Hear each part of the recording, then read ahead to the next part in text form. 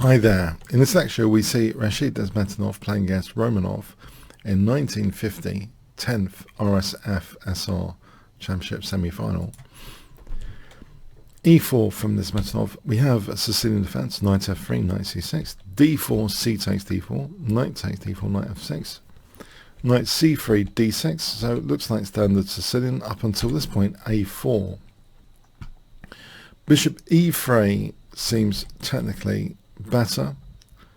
So Velimirovich system style. This is a very dangerous system against black, which doesn't involve playing a4. So okay, we have a4, bishop e7, both sides castle, bishop e3, bishop d7, knight d b5, knight e5, bishop e2, bishop c6. Now this is actually an inaccuracy. That a7 pawn, this is a pawn that in Fischer games, Fischer would often consider actually taking this pawn. Instead, if a6, so that pawn can't be taken, and the knight goes back, this position should be, it's pretty comfortable for black. It should be even. White has to play something like e5 to get some dynamic play going, and here it's about even. If instead of knight d4, white tries f4, black can play knight g4 here. This position, a takes b5, it ends up being better for black slightly. So okay, bishop c6, slight inaccuracy, f4, knight g6, and now bishop f3. In fact, here f5 is interesting. After e takes, knight e5, it is actually possible to take on a7. It's not just being pedantic. It is actually a possibility to do this. And for example, here white should be able to claim a small edge. But bishop f3 is played, knight h4. And now this is a position where, yeah, Nezhmetdinov takes a fundamental risk in my view. A bishop without a counterpart is one of my favourite tools nowadays. And actually he gives the opponent that possibility by playing g4 to take out the light square bishop, leaving this bishop, which could be potentially dangerous without a counterpart. Instead, taking the pawn pedantically on a7, if the bishop has to be lost, this position, at least we're threatening to, take this bishop, and we can just take off that bishop, and we have a clear advantage here with no controversy. But this carries some controversy, g4. We have knight takes f3, queen takes f3. And now a mistake, a6. Can you see what black could have played here for 100 points, just to make sure you don't play g4 at home in similar positions? The bishop's extraing the queen. What do you think black has here, which is quite a concern? Actually, so black could actually have played knight takes e4, it seems, and then f5. So this position, you can see that is a great bishop opening up a bit, and black's going to have a significant advantage here positionally. But a6 was played, so that's fortunate. Knight d4, and we're on that bishop now in any case. And here black makes a big mistake, e5, giving very useful options for white, these holes d5 and f5. So this seems to be a kind of bad mistake pattern in Sicilian defences when black is prompted for a move like e5. Instead, knight d7, keeping the structure flexible, would seem to be the way to go, and it's about even.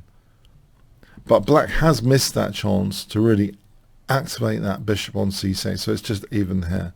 But e5 actually, it's in white's favour now. F takes e5, so this is interesting. So that semi-open f file is classic, is very classic, useful semi-open f file. Knight f5, knight d7, and here rook a d1, bishop g5. Now actually the bishop falls, it's actually a victim. There's a very precise move played in this position actually. So that bishop's actually a target now.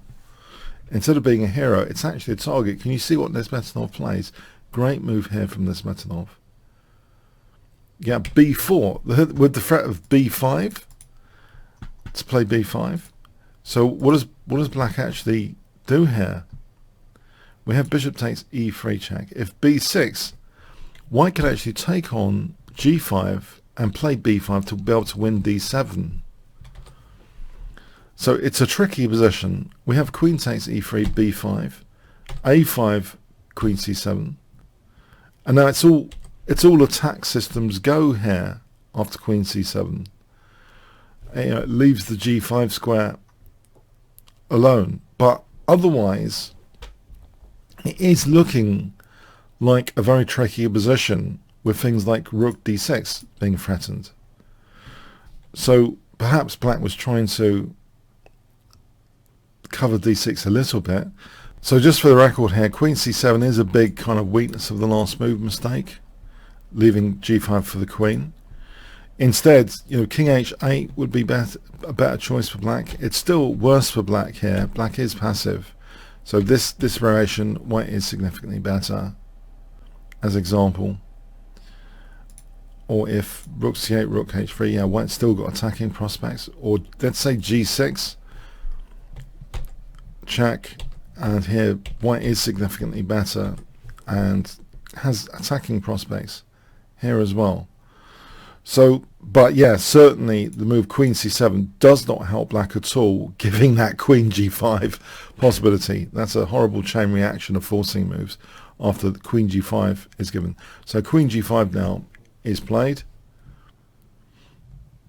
So we have now g6, and now knight e7 check, and there's a knockout blow here, basically for 10 points. What would you play in this position? So this is actually a real knockout blow.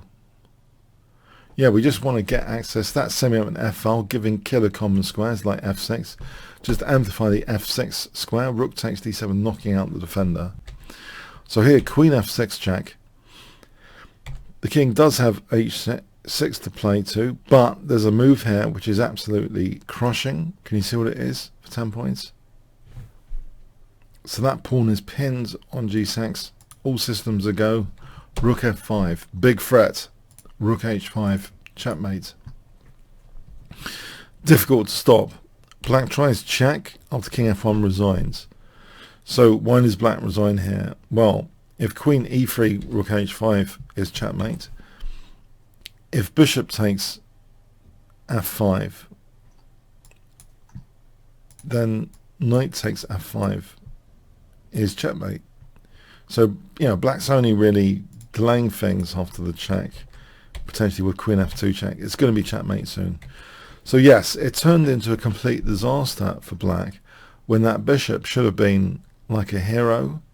If black had seized the opportunity here, it's a big mistake of not seizing the opportunity with knight takes f3 check and knight takes e4.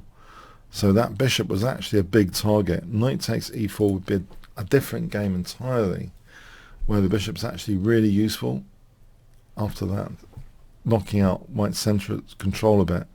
So yeah, a big missed opportunity.